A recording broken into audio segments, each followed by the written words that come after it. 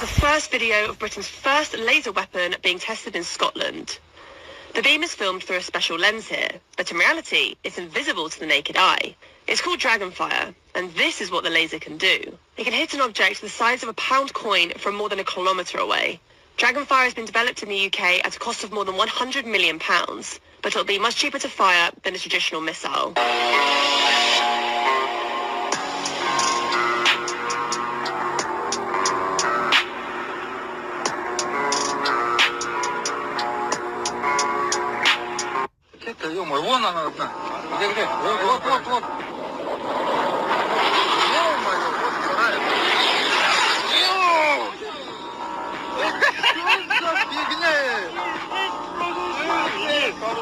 Degree VR goggles, and letting them wander around the virtual world every day.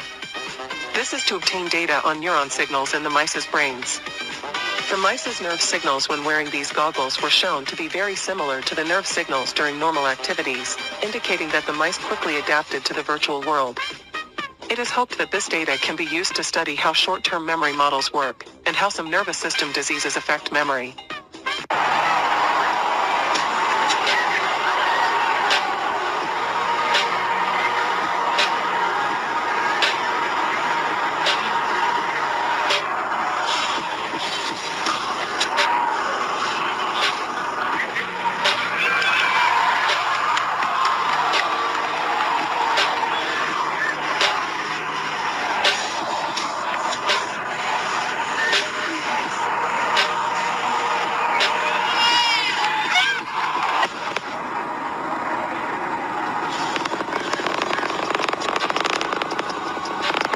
This has always been a tinfoil hat conspiracy theorist type topic, but if you look at where we're at today with the nanotech, we now know that this is conspiracy fact. There's a gentleman by the name of Dr. Yashayah-LA. In 2013, he gave a TED-Med talk in Israel. He's holding up a 1cc syringe, and he's saying, I just brought this from my lab, and then the tip of this needle are 1,000 billion robots, 2,000 times the width of a human hair. Not only does he brag about these robots being in the syringe, talks about how it's a benefit to humanity. And I would agree with him in one aspect. Technology in and itself is not good or bad. It's who is in control of the technology. He also expresses to the audience how these nanorobots basically are designed to be controlled by computer code, various languages. And he teaches his students how to control these things with an Xbox controller. Are they electronic components? How are they being powered? How are they keeping power? They keep power through the piezoelectric effect. Our body naturally produces a certain amount of amperage. There's a thing called graphene oxide. It's the main component that allows these things to self-assemble, self-replicate, and they actually cross the blood-brain barrier. They can actually be programmed to carry a payload, so that if you send a certain RF emission to them, they'll open up and release whatever payload's in them. It is ebb and flow, tidal gravity. It is ecological balance. You are an old man who thinks in terms of nations and peoples. There are no nations. There are no peoples. There are no Russians. There are no Arabs. There are no third worlds. There is no West. There is only one holistic system of systems. One vast and immane, interwoven, interacting, multivariate, multinational dominion of dollars.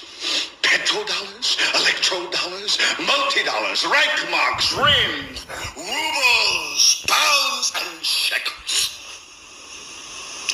It is the international system of currency which determines the totality of life on this planet.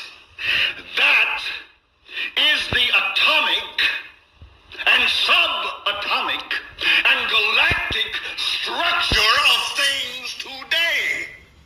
You get up on your little 21-inch screen and howl about America and democracy. There is no America. There is no democracy. There is only IBM and ITT and AT&T and DuPont, Dow, Union Carbide, and Exxon. Those are the nations of the world today. This is Ezekiel 28:3. Behold, thou art wiser than Daniel. There is no secret that they can hide from thee. With thy wisdom and with thine understanding thou hast gotten thee riches, and hast gotten gold and silver into thy treasures. By thy great wisdom and by thy traffic hast thou increased thy riches, and thine heart is lifted up because of thy riches. Ka'Allah Yahweh Bashim Yashai Bashim Kabardash. Double honors my teachers, the apostles and elders of Great Millstone. Peace and mercy to the elect, who the house of David reborn again in this generation. And Shalom to the 130 Yashayah-LA, who today are known as the Negroes, Latinos, and Native Americans, who before losing our true heritage, we were known as, and still are, the true Hebrew Israelites of the Holy Bible.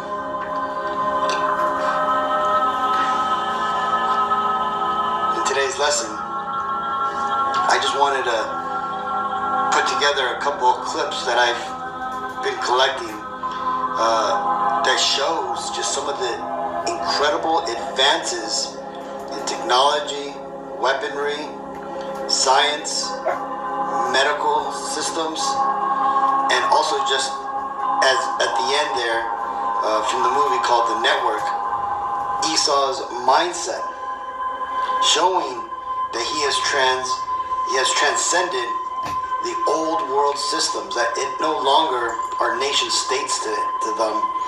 They now consider the world as a one world order, and that it's basically just corporations that rule the world. Okay, it's not a country of England or a country of Africa. It's the corporations of Shell, Bechtel, all these big corporations around the world in their given regions that run the world. And this is the way these Edomites, and when I say Edomites, I'm talking about the biblical name for the Israeli and Caucasian race. Well, this is the way that these Edomites have set up the world. And why is that? Well, because this world belongs to them. Okay, the world has been given over to the Edomites. It tells us in Job 9:24, the earth is given into the hand of the wicked. This is what it means. It means that out of the 18 biblical nations on the planet today, right? Because again, remember, the 197 nations that are on earth today that the UN recognizes all go back to the 18 biblical nations described starting in Genesis 10. Okay? Well, the narrative of the Bible is that it's talking about a particular nation it refers to as the wicked, right? People understand this as the Antichrist, which we're going to have to identify before the end comes. Well, that one nation, the wicked, that the Bible speaks of, right? The literal devils of the Bible, that would be the nation of Edom. And the world has been given into their hands. And why is that? Well, let's read it. It's a spiritual blessing that was given onto them by our forefather, right? The Negro, Latino, Native Americans, along with the Caucasian and Israelis, we all share a similar ancestor, and his name was Isaac, okay? Us Israelites, the Negro, Latino, Native Americans, we descend from Jacob. These Edomites, the Israeli and Caucasian race, they descend from Esau, okay? And they both had the same father, Isaac. Well, here is Isaac on his deathbed, basically blessing Esau, which also those blessings, pass on to Esau's descendants, which again today are the Edomites. This is what Isaac, their father, blessed them with. This is Genesis 27 and 39. And Isaac, his father, answered and said unto him, Behold, thy dwelling shall be the fatness of the earth, and of the dew of heaven from above. And by thy sword shalt thou live, and shalt serve thy brother. And it shall come to pass, when thou shalt have the dominion, that thou shalt break his yoke from off thy neck. And that right there is basically Esau's blessing, okay? It tells you that ultimately these Edomites would have the dominion, right? That they eventually will become rulers now in this world. Because again, remember, the Lord has permitted every one of the heathen nations. Remember, the 18 nations on the world, the Lord is only dealing with one nation. That's the nation of Israel. And the rest of the 17 nations, those are considered heathen nations, basically the nations that were rejected. Now, the Lord, in his righteousness, he has given every one of the other nations a chance to rule upon the earth, basically their own time in heaven, okay? Because that's ultimately what heaven is. Heaven is not that BS Christian doctrine or belief that you go and you float in the sky and there's naked babies there with harps and you have a little halo around your head. No, that's made up, westernized doctrine or a belief, which basically is a lie. Okay, same thing. There's no such thing as a hell where there's eternal fire and you're burning forever and it's underneath the earth. No, that does not exist. Okay, heaven is basically when you're in rulership, over the known world. Okay, right now we're currently living in the heaven of the Edomites. Okay, this is their kingdom. This is their heaven on earth. Okay, and what's happening is we are now coming to the end of their reign upon the earth, and they are about to go into hell. Okay, and what is hell for these Edomites? Well, it's to be, serving us Israelites. Okay, you've probably heard that famous idiom, right? The white man's heaven is the black man's hell, and the black man's heaven is the white man's hell. Well, it's the truth. Okay, and the thing is that is the future, the destiny of these Edomites is to basically serve in the kingdom of heaven that is ruled by the Israelites, the so-called Negro Latino Native Americans, for 1,000 years of hard bondage, and then ultimately go extinct.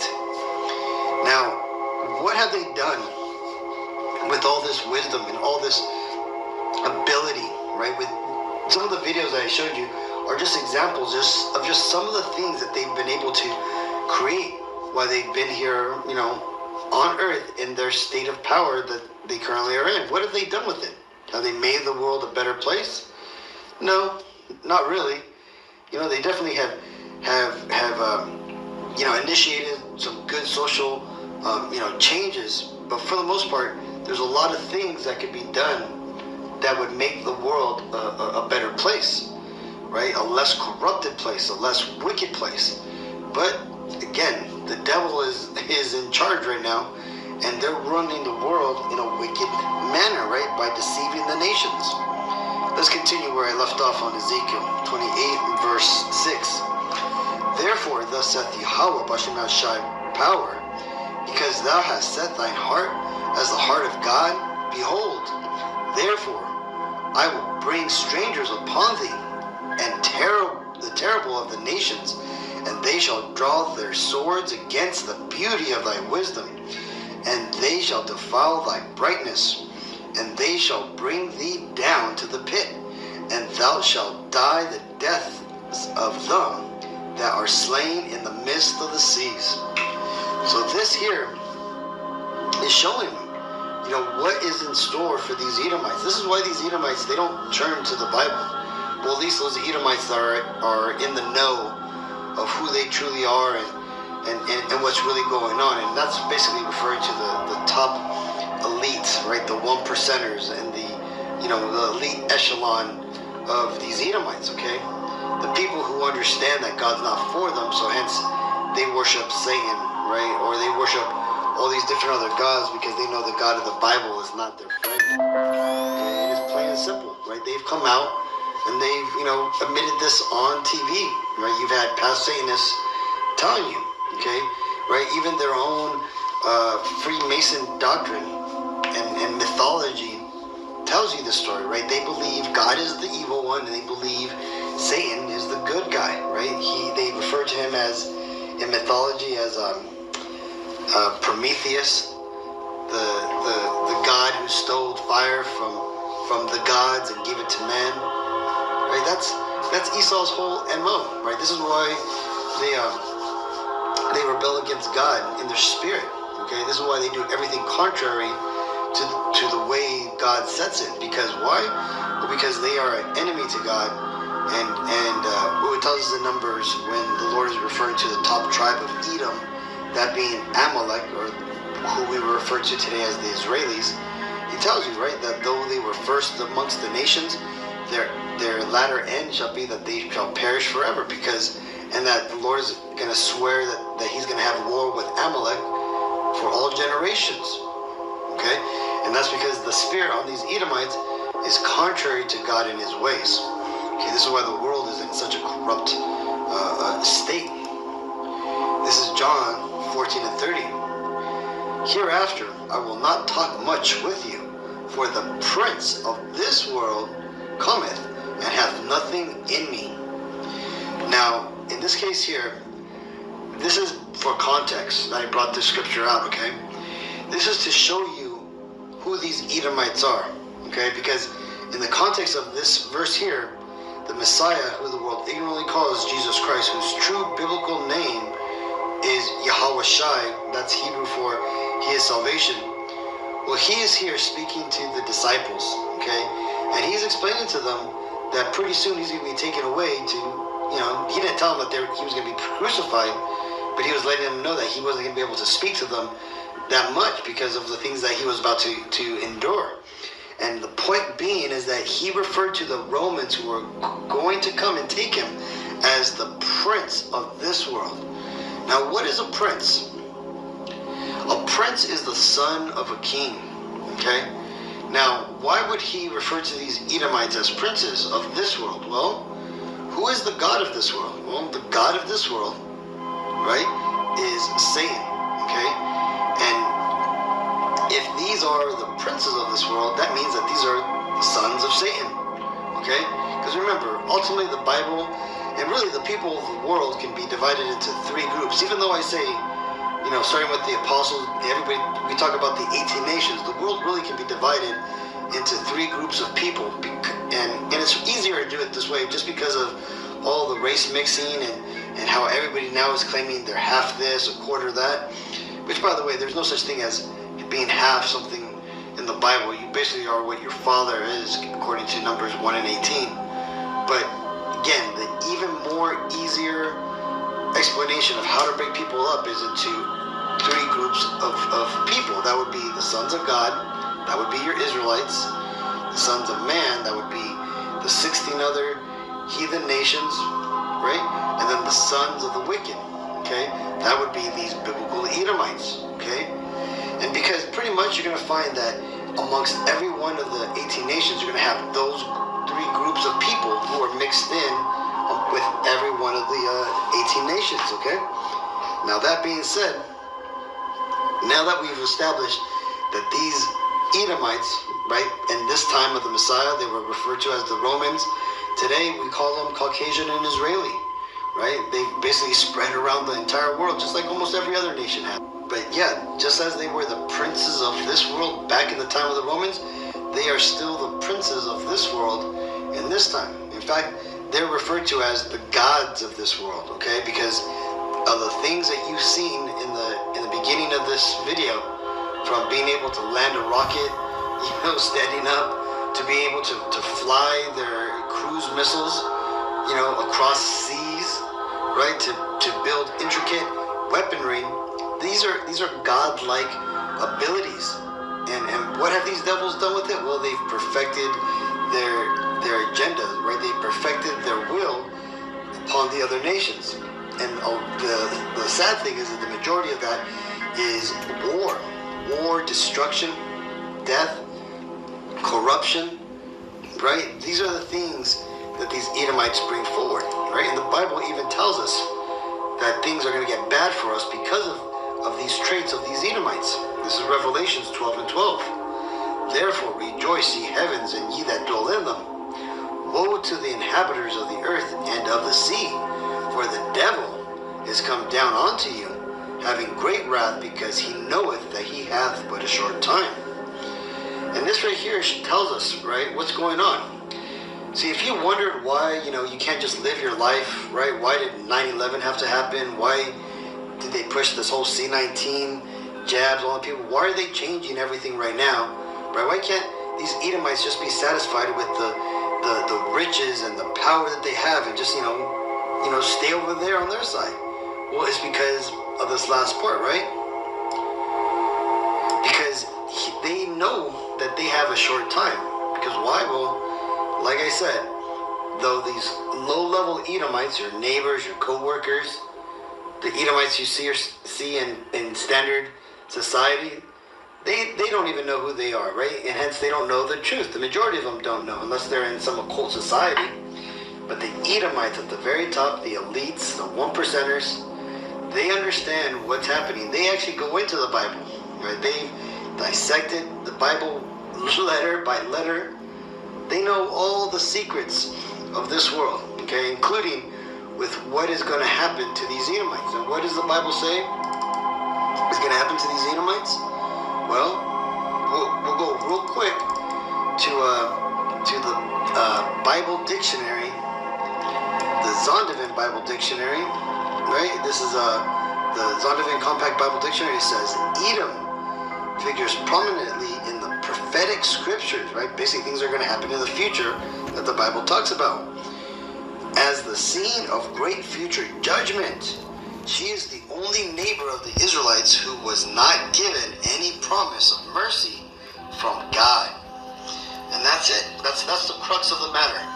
These Edomites understand that their time is almost up.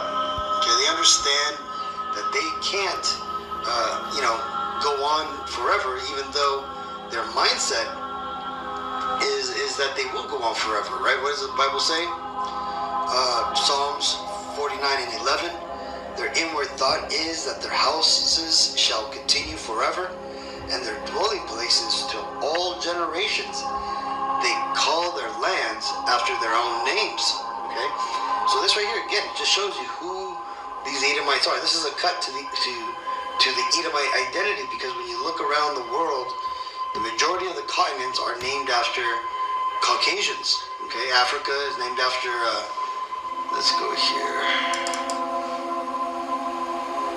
The Bible timeline. Here's a famous one. Leo Scipio Africanus. Right, basically from 236 to 183.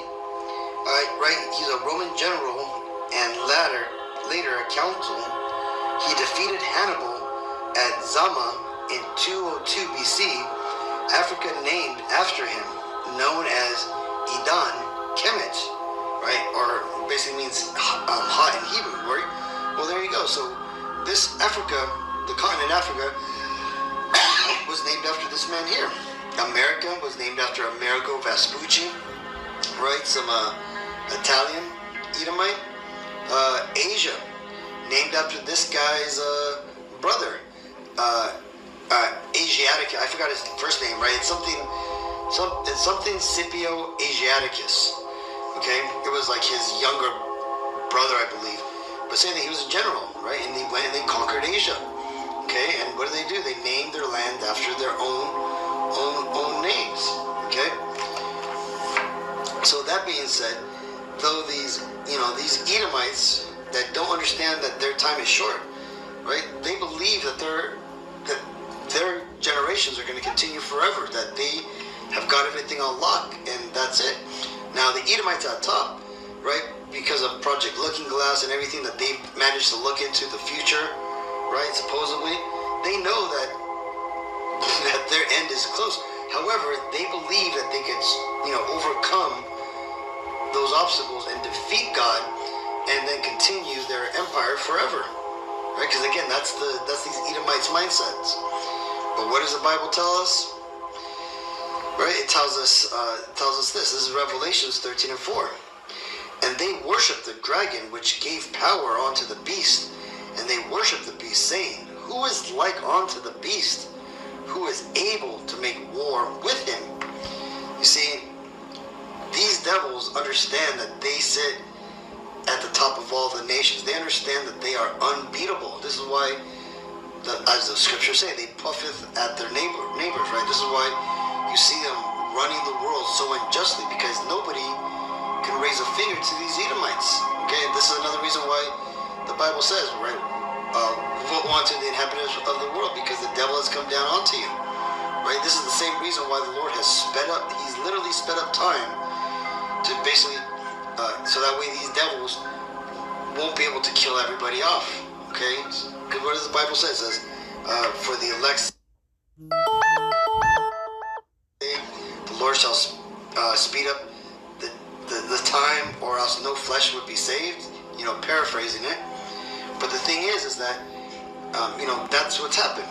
And these devils aren't going to be able to extinguish the seed of Israel, right? They're going to get a lot of our people, 2/3 of our people are going to basically perish because they've been seduced by the gods of this world, right? Or they're ultimately going to be taken down by these devils. But again, it doesn't matter how well of a scheme they've created, what agenda they've planned out, what modern marvels they've managed to engineer and design and implement. It is not going to usurp prophecy. Like it tells us here, Job 14:5. Seeing his days are determined, the number of his months are with thee. Thou hast appointed his bounds that he cannot pass. Right? And these devils, these Edomites who currently are running the world in a wicked manner, they're not going to be able to pass that time when the Lord finally says it's over for them. Right? Once the Lord, you know, once they reach the point, what does the apostles say? They have to make the chip mandatory, right? The implantable RFID chip. They got to make that mandatory, and World War III has to be in full-fledged going, right? It has to be in full flow. When that happens, that's the end, right? These devils, when they start to come after the prophets, right? The Lord is going to raise up that standard. That standard is going to ultimately be Yashayah showing up. So, and then the end of these Edomites is well documented in the Bible in a very small book, which is hardly ever spoken about because of what it talks about, the death and the destruction and the basically the conquering of these Edomites. This is Obadiah 1:10. For thy violence against thy brother Jacob, shame shall cover thee, and thou shalt be cut off forever.